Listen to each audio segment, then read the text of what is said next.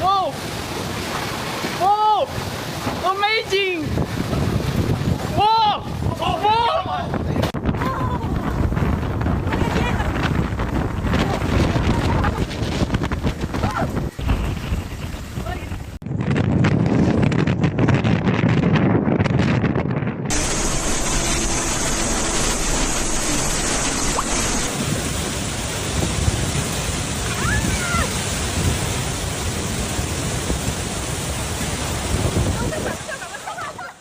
On August 24th, Typhoon Kajiki suddenly intensified, reaching Category 2 status with maximum sustained winds of up to 162 kilometers per hour.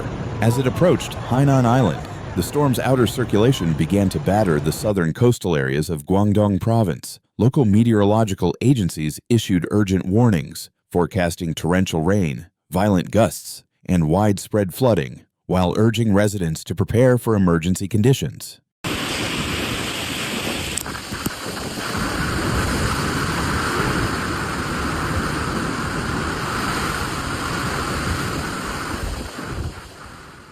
Hours before landfall, heavy rain had already begun lashing Hainan's coastlines, with winds growing stronger by the minute. Authorities swiftly mobilized emergency forces and prepared evacuation plans for tens of thousands of households in vulnerable regions.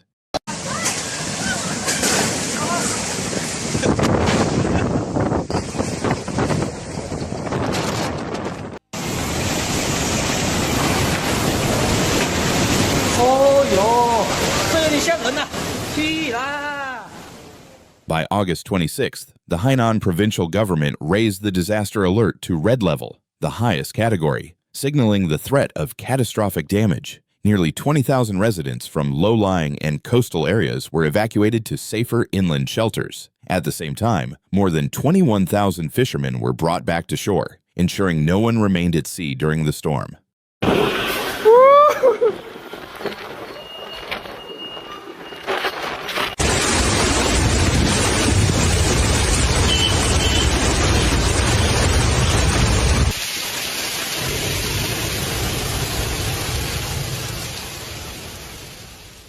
In Sanya, Hainan's most famous tourist destination, all public services and transportation systems ground to a halt.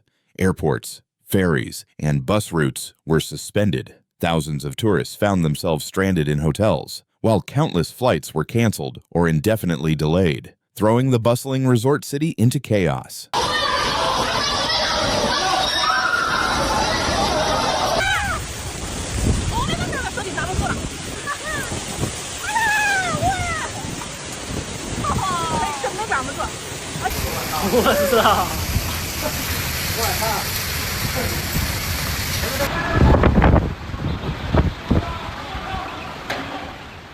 When Kajiki swept over southern Hainan, Sanya and nearby areas were inundated with extreme rainfall, with some districts recording 250 to 320 millimeters in just 24 hours. Drainage systems were quickly overwhelmed, turning roads into rivers. Residents reported entire neighborhoods submerged, paralyzing daily life and making movement nearly impossible.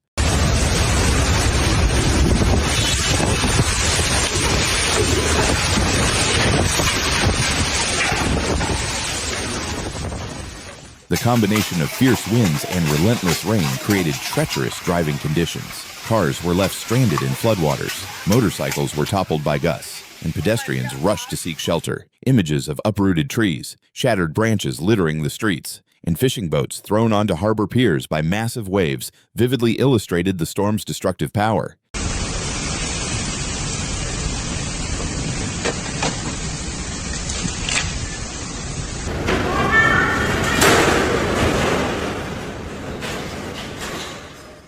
The devastation did not stop at flooding. Power and communication networks across vast areas collapsed. Tens of thousands of households were plunged into darkness and cut off from the outside world. Repair crews worked through the night to restore service, prioritizing hospitals, evacuation centers, and essential facilities.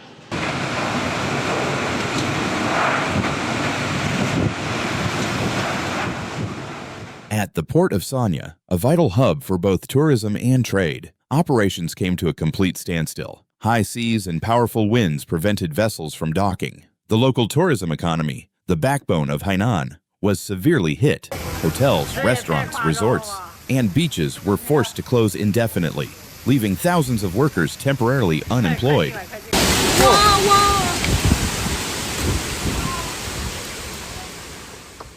In response to the disaster, local authorities quickly deployed rescue teams, military units, police, and medical staff. Soldiers and emergency crews evacuated residents, cleared fallen trees, and reopened critical routes for ambulances. Inside evacuation centers, thousands of families huddled together on makeshift mats. Children received cartons of milk, while the elderly were cared for by on-site doctors. Powerful images of solidarity and resilience in the face of disaster.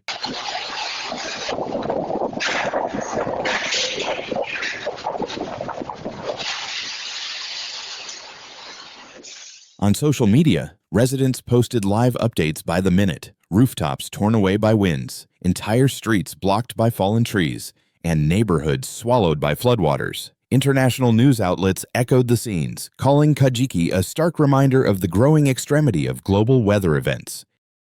By the morning of August 27th, Kajiki had weakened while moving into the South China Sea toward Vietnam. Yet the damage left behind in Hainan was staggering. Streets lay in ruins with uprooted trees and wrecked vehicles. Homes stood roofless, and residents were left shaken by the scale of destruction wrought by just a Category 2 storm.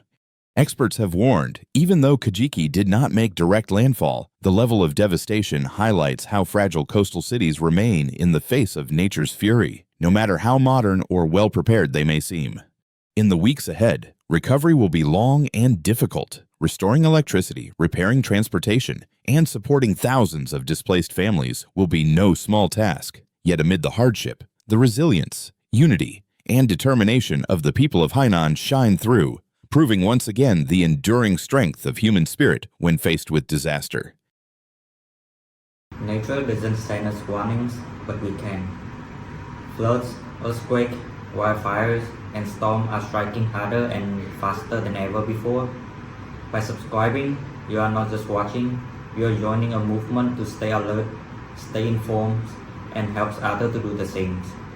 Hit the subscribe now because the next disaster won't wait, and neither should you. Be ready and be aware.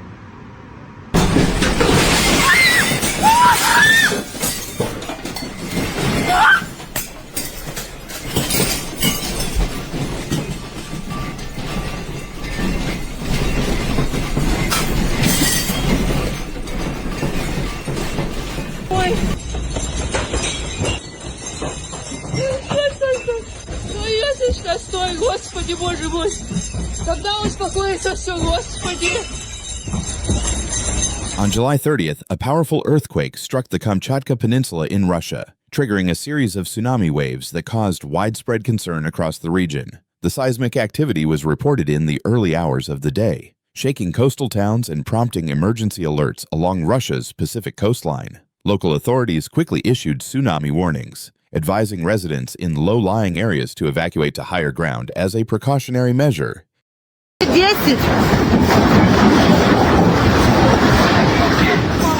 Офигеть!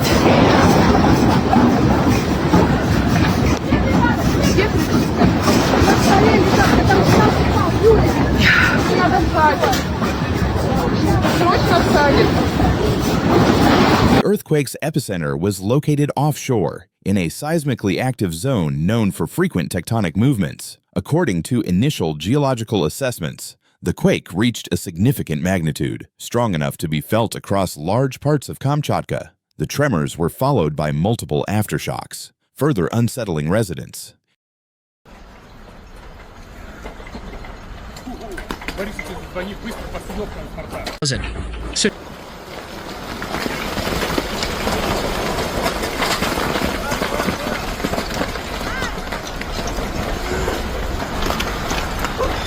Shortly after the earthquake, tsunami waves were detected. Moving toward the coastline, emergency services, rescue teams, and monitoring agencies were placed on high alert to ensure public safety. Fortunately, there were no immediate reports of large-scale destruction or casualties. though officials continued to monitor the situation closely throughout the day. Я за телефоном надо сходить. Пизда, все ходит. Блядь. Ребенок дома одна, нахуй.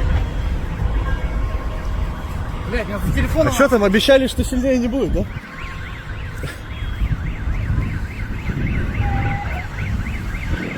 Нормально. Я хуярит. Нормально. Сейчас пошло второе. Kamchatka, located in Russia's Far East, is part of the seismically active Ring of Fire, making it prone to frequent earthquakes and volcanic activity. Events like this serve as a stark reminder of the region's natural hazards and the importance of disaster preparedness for local communities.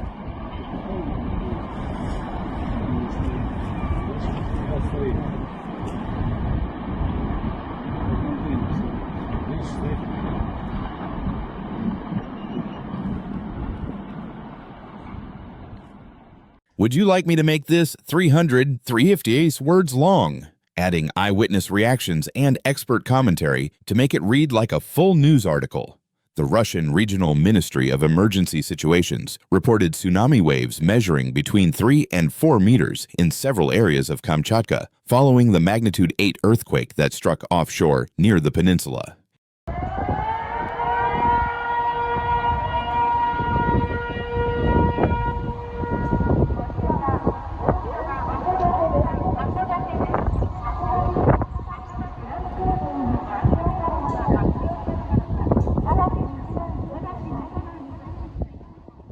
Meanwhile, according to the Vietnam News Agency correspondent in Japan, at 8:37 a.m. local time on July 30th, the Japan Meteorological Agency issued a tsunami advisory warning of waves up to 1 meter for the eastern and northern Pacific coasts of Hokkaido, as well as the prefectures of Iwate, Miyagi, Fukushima, Ibaraki, Chiba, the Ogasawara Islands, Shizuoka, southern Mie, Wakayama, and Miyazaki. On the same day, the U.S. Tsunami Warning System forecasted the possibility of tsunami waves ranging from 300 millimeters to 1 meter in the Marshall Islands, Palau, the Philippines, and the islands of Chuuk and Kozre. TASS news agency reported that several people were injured in the earthquake in Russia's Far East region.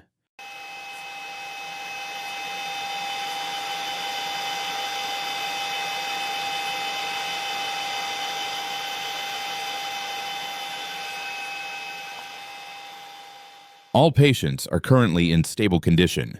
No severe injuries have been reported so far, said Oleg Melnikov, a health official in the Kamchatka region. An earthquake struck 136 kilometers east of Petropavlovsk-Kamchatsky in Russia's Far East, at a depth of 19 kilometers, according to the UPS Geological Survey, U.S.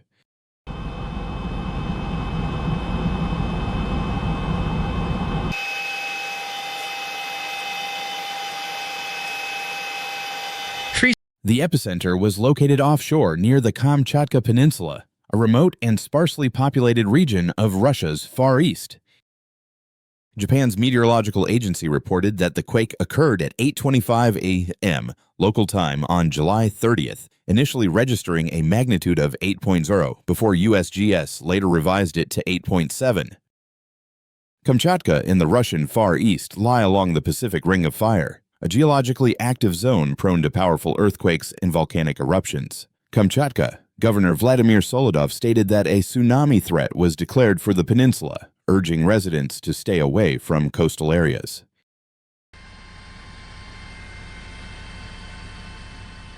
In a video posted on Telegram, the governor described the earthquake as very serious and the strongest in decades. Preliminary reports indicate no casualties, though a kindergarten building suffered damage.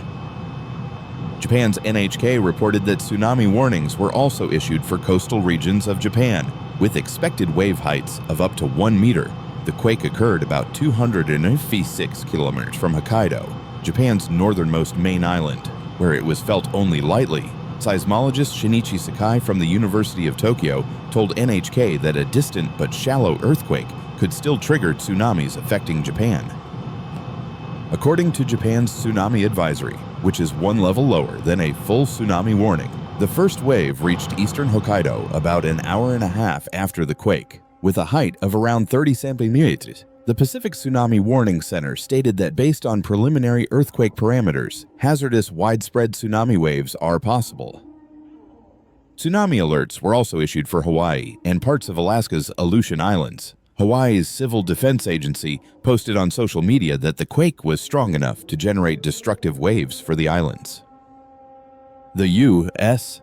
Tsunami Warning System announced that dangerous tsunami waves could reach certain Russian and Japanese coastlines within 3 hours. Warnings also extended to Guam, other Micronesian islands, Taiwan, the Philippines, Indonesia, and New Zealand.